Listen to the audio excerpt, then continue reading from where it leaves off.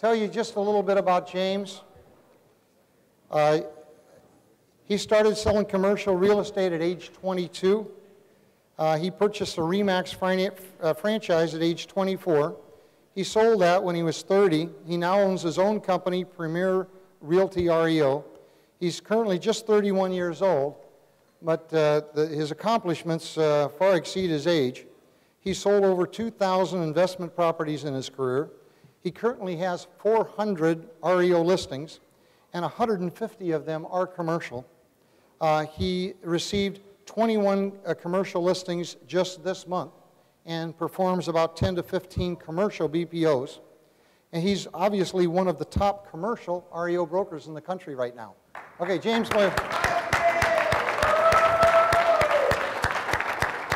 Thank you very much. It's nice to be here tonight. I appreciate the opportunity of speaking. You heard a little bit about my background. Been doing a lot of investment properties since I was 19 years old. Been buying and selling them with investors since I was 22. In Detroit, that's where I'm from, is Detroit, Michigan. We have, obviously you know with the automotive, our market is in the dumps. The wave that you're going to be seeing in the next couple of years, that wave's already passed us and we're at the bottom of the barrel right now. We have properties I sold a couple months ago in December, right before Christmas, sold a 1.9 acre property on a main road, second parcel off a main intersection. Was one of the biggest fast food chains in the world, which still is. It was in operation 4 years ago. Building still existing. Sold that building for $10,000. 1.9 acres. Okay? So you think, well, I'm here tonight to talk about BPOs, talking about a little bit about commercial real estate with the REO market. $10,000, you think right away, what do you get paid off $10,000? With these banks, you will get paid a flat fee of $2,000 to $2,500 or 6%, whatever's greater. If you work for a large national commercial company, you're going to maybe get 50% of that list side, and what are you going to walk away with? $1,000, $500. What we do to try to make up a little bit extra money to work around our office costs, we charge a REO doc processing fee. I charge $395 for every residential property. I charge $495 for every commercial property. Still, you're thinking, well, I only made $500 or $1,000, or if I double dipped it, maybe I made $2,500 or $3,000 off that deal. It's still all the same headaches as if that fast food franchise was going for what it should go for, an existing market, $1.5 million. All right? You're going to make $30,000 or $60,000, or you're going to make $2,500 or $3,000. I don't mean to discourage you by saying that. In California, obviously, you guys are going to have much higher sale prices. You guys don't have a redemption period.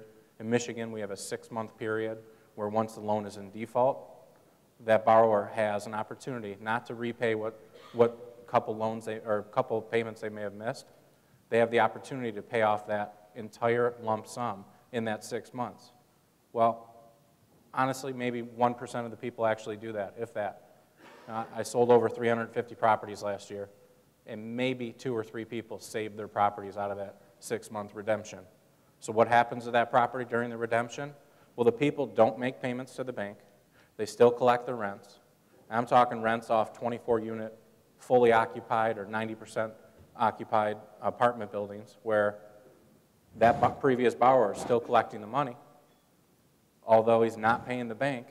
And people inside are not, they realize that it's in foreclosure because guys like me come over there to do a BPO, a broker price opinion, and they realize, you know what, we got 6 months of free rent, we're going to steal all the copper piping, we're going to steal all the fixtures, we're going to sell the toilets, the countertops, the kitchen cabinets. And that's what happens. We see beautiful buildings where we're doing broker price opinions at the beginning stage of the redemption period. Well, 6 months later, it's basically a shell of a building. I mean, they steal the windows off the property. So let's get into a little bit about what a broker price opinion is tonight. And if we have questions after about the REO commercial side of it, I'd be happy to answer anything. All right, what is a BPO? A BPO is a broker price opinion. Most commercial brokers are familiar with the BOV, a broker opinion of value. Why do a BPO? Well, whether you are a borrower, whether you're an owner, whether you are the lender. You're going to do a BPO, you're going to hire a broker to do a BPO to save a lot of money off doing a full-blown appraisal. Appraisals cost anywhere between $2,500 and $5,000, depending on the property type. A BPO costs anywhere between $400 and $500. BPO, you still use all of the same databases, such as CoStar and LoopNet. I've even learned of a couple new databases tonight here with the Realty Analytics. All right, we don't even have that. We use CoStar, we use LoopNet. We also have a lot of residential agents that use our local realtor sites, but they're just for residential, and those people may have a commercial sale here and there. We have to also be members of those organizations. So why do a BPO? First, because the loan's in default. Second, because it's in foreclosure. It may be for an asset evaluation. I did one last week for an estate. You know, a multi-million-dollar estate. There was a property worth $800,000 last year. This year it's worth $600,000. They needed to know because they're going to write off that difference between the $600,000 and $800,000. Divorce settlements, bankruptcies, all those items are reasons to do a BPO. And you know, there's local banks, there's national banks, and there's individual asset management companies that are hiring us to do the BPOs. What type of properties qualify for a BPO? Basically everything. Multifamily, industrial, retail, office, mobile home parks. I did a BPO last year on a 30-parcel mobile home park. How much did it go for? Full price. We sold it the first day, $161,000. All right, fully occupied. Who wouldn't buy that? I called the bank because I was doing the BPO for them. I said, I want to buy it. They said, well, sorry, the person who did the BPO 6 months ago, when it went into redemption, they already have an over asking price with a blank asking price.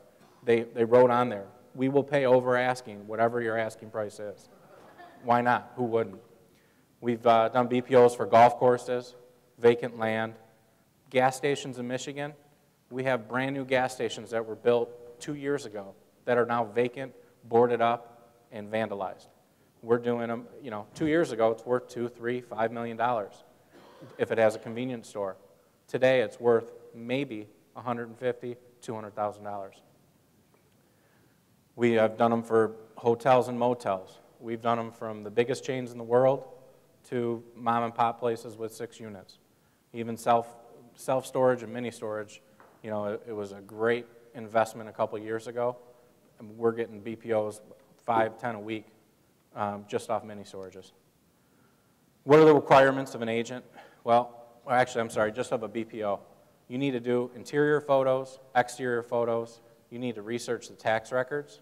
You have to know the individual property type, property characteristics.